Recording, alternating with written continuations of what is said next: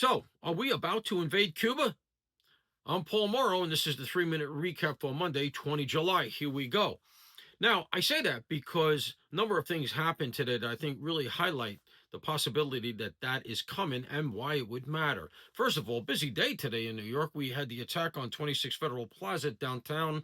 26 Fed, of course, where a host of federal agencies are housed, including ICE, which seems to have been the crux of the gripe that the attacker had in this case. I'm not going to say his name, but this attack brought to mind for me a similar attack in certain ways to what occurred on the West Side Highway when I was still working. A guy named Saifullah Saipov, who's now doing life in jail, conducted a vehicle-borne attack that unfortunately killed several people.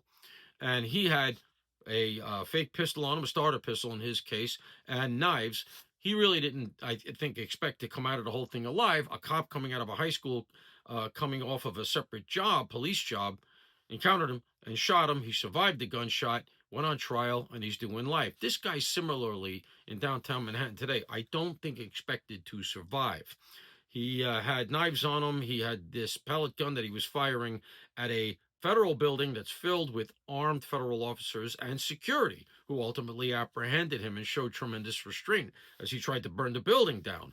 Now, this guy will go away. He'll also end up getting convicted and doing life. He's going to go on federal terrorism charges, a ton of video down there and everything else.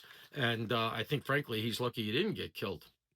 But I bring it up because the similarities highlight the thing that we've been talking about so much on this forum, which is the Red Green Alliance. Saipov, the earlier attacker, was coming out of the Islamist world. That was the stuff that was the big threat when I was working post 9/11.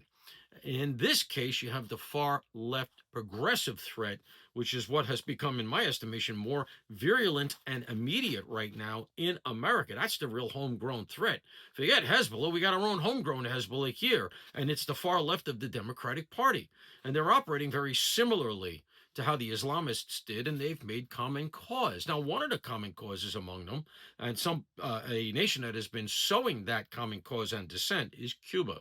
Marco Rubio issued big State Department report today showing how Cuba has been the common denominator all along with not just fomenting communism, but undermining America at every turn it can. And so characters like Hassan Piker, Ilhan Omar, all of these characters, they go to Cuba in order to show support for that regime and to get their marching orders from where I sit.